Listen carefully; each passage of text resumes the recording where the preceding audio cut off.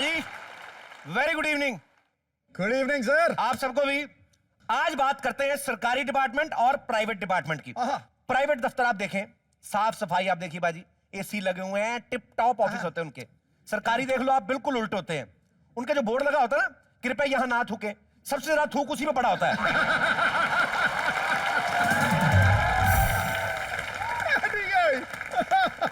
कोई भी डिपार्टमेंट देख लो, सब सरकारी कर्मचारी एक जैसे। जैसे मौसम विभाग ले लो, आप उनके पास जाओ ना, उनको पूछो कि बारिश कब हो सकती है, बताएंगे नहीं कभी। ये तो बड़े बाबू बताएंगे। तो बड़े बाबू कहाँ है? वो तो पानी में बह गए। प्राइवेट आदमी जो क्लर्क भी होता है ना, वो पूरा बंठन गिराता, ऑफिसर लगता है। दूसरी तरफ सरकारी अफसर भी देख लो, उसकी टाई नहीं होती, यहां तक पैंट पहनी होती उन्हें। वो तो शुक्र है जिप लगी होती तो हमें आइडिया होता है पैंट पहनी है, नहीं तो लगता भाभी की मैक्सी पहन के आ गया ये।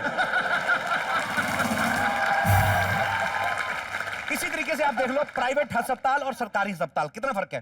प्राइवेट अस्पताल में मरीज आता है ना, उसकी बड़ी सोफिस्टिकेटेड सी बीमारियां होती हैं। My BP is low actually, मुझे डस्ट से एलर्जी हो जाती है। अमीर लोग होते हैं, अमीर बीमारियां। सरकारी अस्पताल में बीमारियां कैसी होती हैं? बाजी मेरी जांघ पे बाल तोड़ हो गया, डॉक्टर के सामने कमीज उठा देगा, देखना जी पीठ पे फोड़ा निकला है। नहीं तो इतना होठ सूजा था, क्या हुआ? कीड़े ने आए होठ पे काट ले भाई। सरकारी अस्पताल के डॉक्टर और प्राइवेट अस्पताल के डॉक्टर, इनमें बड़ा फर्क होता है। सरकारी अस्पताल के डॉक्टर की खुद की नजर खराब होती है, उसका खुद का प्राइवेट अस्पताल में इलाज चल रहा होता है। इतना मोटा मोटा चश्मा पहन के घूमने सरकारी अस्पताल के डॉक्टर। कई बार तो जो पता लेने आए थे ना मरीज का, उन्हीं को इंजेक्शन ठोक के निकल जाते हैं। प्राइवेट अस्पताल की नर्स देख लो आप, इतने कपड़े पहने, हाउ यू फीलिंग नाउ? बंदे का दिल करता है कि मैं हो तो गया हूं ठीक, लेकिन वैसे बोलता है अभी थोड़ा है, टाइम लगेगा, अभी बना रहूंगा यहाँ। फिर 2 दिन और बिताऊं, तरीके से पेश आती हैं। सरकारी अस्पताल की नर्सें पता लेने आती हैं, दवाई देने आती हैं, अजीब ही माहौल होता है उनका। कई बार तो थक जाती है, इतना बेचारी ड्यूटी देके मरीज को बोलती है हट बे, मेरे को भी कमर सीधी करने दे। मरीज के साथ ही लड़ जाती है। हर चीज में फर्क है बाजी। आप सरकारी एयरलाइंस देख लीजिए, आप उनके जहाज देख लीजिए, उनकी एयर होस्टेस देख लीजिए। प्राइवेट एयरलाइंस जो होती है वहां पे आपकी सुख सुविधा का ध्यान रखा जाता है एयर होस्टेस द्वारा। सरकारी में आपको एयर होस्टेस का ध्यान रखना पड़ता है। क्यों करके चलने को लेंगे आप? नहीं।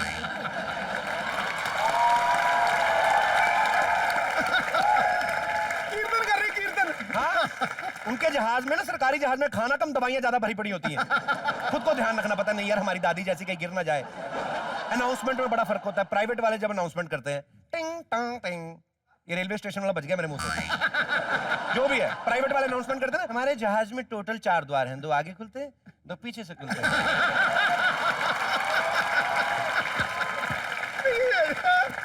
आपातकालीन स्थिति में हमारा जहाज पानी में उतरे तो पीछे 2 द्वार हैं, आगे 2 द्वार हैं। आराम से उतरिए, कोई टेंशन नहीं होती। सरकारी वाली ज्यादा टेंशन लेते हैं, उनसे पूछो आपका द्वार कहाँ है, कहते टेंशन ले, जिधर लात मारेगा उधर ही खुल जाएगा। ये हाल है सरकारी जहाजों का। एक बार तो सच्ची बात है, मैं ट्रेवल कर रहा था जहाज में, पायलट का ना माइक ऑन रह गया कहीं अंदर से, तो उसका को पायलट अंग्रेज था, एक इंडियन था, तो आपस में बातें कर रहे हैं। कहता पहले मैं टेक ऑफ करूंगा, उसके बाद मैं एक चाय का कप लूंगा, फिर मैं एयर होस्टेस को किस करूंगा। अच्छा, सबने सुन लिया, एयर होस्टेस भाग के कॉकपिट की तरफ गई। मैं आगे बैठा तो मैंने पकड़ लिया, मैंने कहा रुक जा, अभी उसने चाय पीनी है।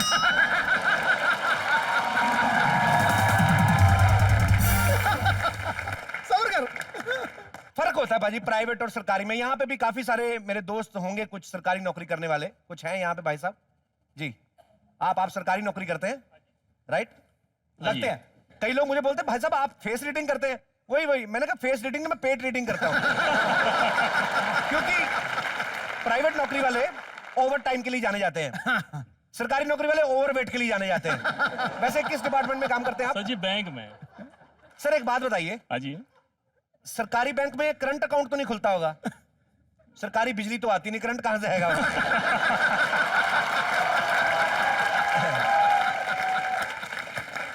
सरकारी बैंक में कुछ 10,000 रुपए निकलवाने चला जाए, खलबली मच जाती है। जो उनका मेन मैनेजर होता है ना, वो खुद भाग के जाता है बगल वाले सेठ के पास ना, अंगूठी अपनी रख के पैसा लेके आता है। चलिए थैंक यू सर। आपने क्या नाम बताया अपना? राजेश शाह सर जी। राजेश, हाँ जी। राजेश शाह। हाँ जी। Very good. और कोई मेरे भाई यहाँ पे कोई सरकारी कर्मचारी हो यहाँ पे? जी सर, आपका नाम? कमलेश भट्ट। कमलेश भट्ट। हाँ जी। महेश भट्ट के कोई रिश्तेदार कैसे? नहीं नहीं, बिल्कुल नहीं। आप क्या करते हैं सर? मैं रेलवे में हूँ सर। रेलवे में आप? हाँ। Very nice. रेलवे डिपार्टमेंट तो आई लव रेलवे। जी सर। एक बात बताइए मुझे, रेलवे के डिब्बों में जब हम सफर करते हैं इतनी गंदगी क्यों होती है?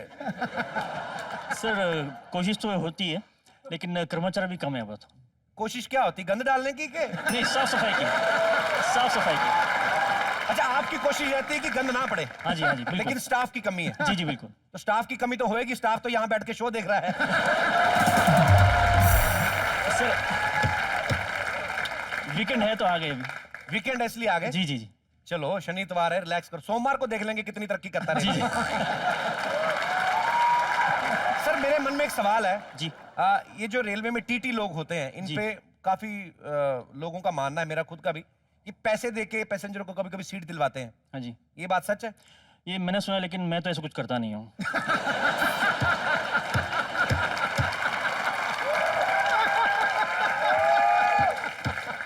आप नहीं ऐसा करते? नहीं, बिल्कुल नहीं, बिल्कुल नहीं।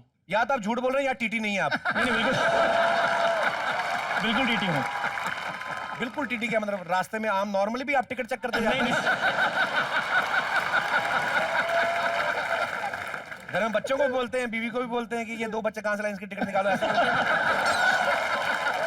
सिर्फ स्टेशनों पर। हाँ जी, सिर्फ स्टेशनों पर। सिर्फ स्टेशन पे? हाँ जी, हाँ जी। चलिए भट्ट साहब के लिए जोरदार तालियां। शुक्रिया भट्ट साहब। रेलवे की बातें करते करते मेरे को एक सच्ची घटना याद आ गई। पाजी आप तो उसके हीरो हैं, आपको याद होगा। बताओ। अमृतसर से जब गरीब रथ के कौन सी शुरू होने वाली थी दिल्ली के लिए, हाँ। कोई ट्रेन, हमारे पीएम साहब उसका उद्घाटन करने वाले थे, ये सच्ची बात है। और सिद्धू बाजी हमारे अमृतसर के एमपी हैं, ये पीएम साहब से पहले पहुंच गए, इन्होंने पहले ट्रेन चला दी। अच्छा वो बेचारा ड्राइवर, वो कुछ बोला नहीं, ये एमपी है, और पीएम साहब तो वैसे कम बोलते हैं, ये ट्रेन चला के निकल गए। पर जो मर्जी कहे हम लोग, लेकिन पाजी हैं बड़े दरिया दिल। अभी कल इन्होंने 2 लाख लोगों में, गरीबों में कंबल बांटे। अब उन 2 लाख लोगों में लड़ाई हो रही, कंबल लेगा कौन?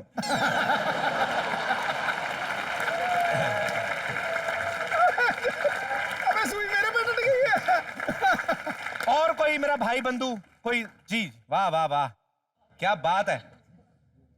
मेरा नाम देवेंद्र है, मैं मुंबई देवेंद्र? से हूँ। हाँ जी। जी देवेंद्र, आप क्या करते हैं? मैं फायरमैन हूँ, फायर ब्रिगेड में। फायर ब्रिगेड में? हाँ जी। थोड़ा कम जाया करे फायर के पास, काफी असर हुआ है आप पे।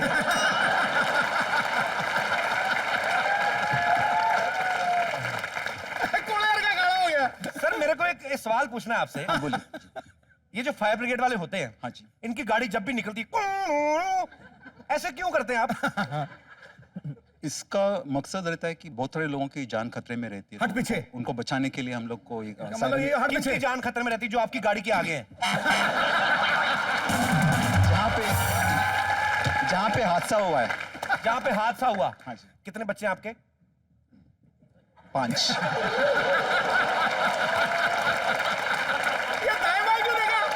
इधर उधर क्यों देखा? इधर इधर उधर क्या देखा? इधर कहीं छुपाए हुए हैं क्या?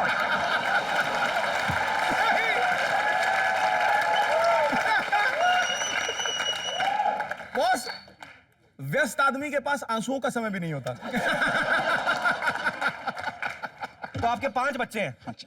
तो मुझे तो लगता है भाभी जी भी खतरे में ही हैं।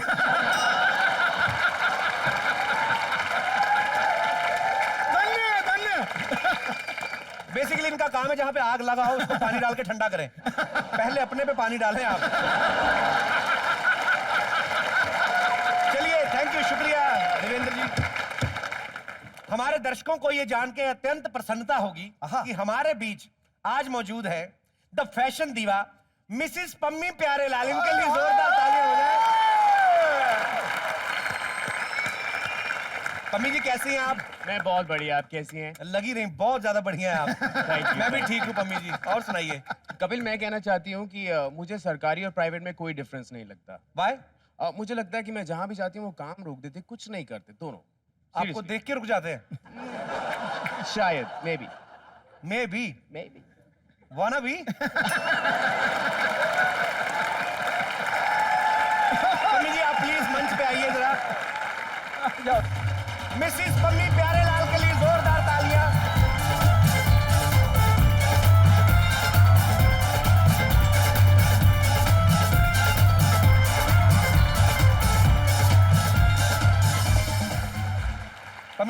जी। फर्स्ट ऑफ ऑल तो आप डैम हॉट लग रही हैं। Well, thank you.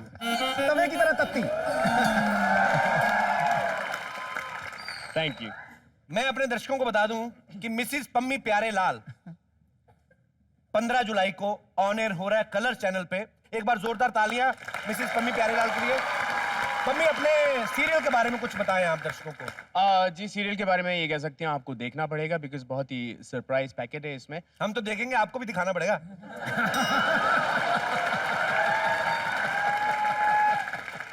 जी जी जी। कपिल, वैसे मैं कहना चाहती हूँ मैं आपके शो की बहुत बड़ी फैन हूँ because I think it fantastic show है, बहुत मजा आया देखने में। Highest TRP. जी रियली? यस। मैं पहले मतलब इतना ही हंसती थी, अब तो मैं दिल खोल के हंसती हूँ। दिल खोल के कैसे? हमें दिल खोल के दिखाएंगे?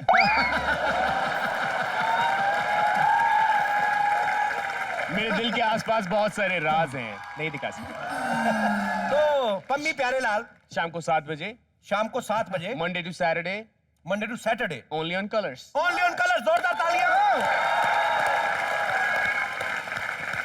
चलिए पम्मी जी, हम तो यही चाहते हैं, हमारी यही दुआ कि लोग आपको ताड़ते रहे, आपका शो हमारे शो की तरह ही सुपर डुपर हिट हो। जोरदार तालियां मिसिस पम्मी प्यारे लाल के लिए।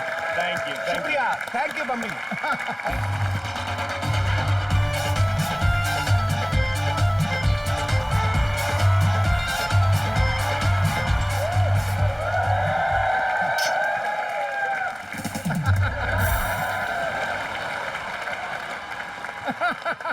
खैर, पम्मी प्यारेलाल जी तो गई, लेकिन मेरा नौकर आने वाला था, वो कहाँ रह गया? ए रामू, आए हाय, आओ महारथी।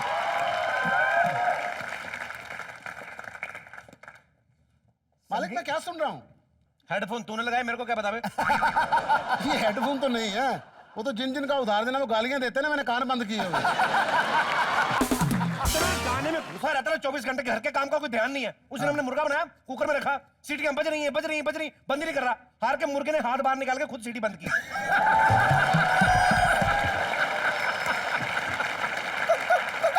कहता है, सालों मार के खाना तो खाओ, मेरे कान क्यों फाड़ रहे हो?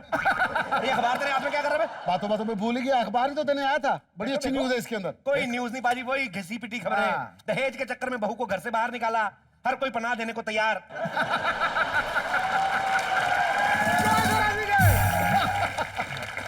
रुपया एक बार फिर से गिरा।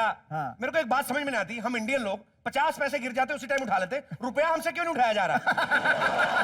लिफ्ट करा दे, इसको क्यों नहीं लिफ्ट करा रहा?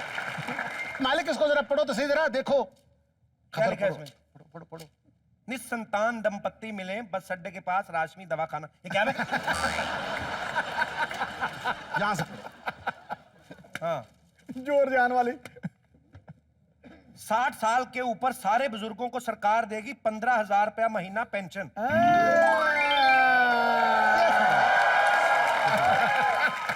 ये तो मेरे को बड़ी अच्छी खबर सुनाई। जा जाके अपना मुंह मिठा कर भाग के जा।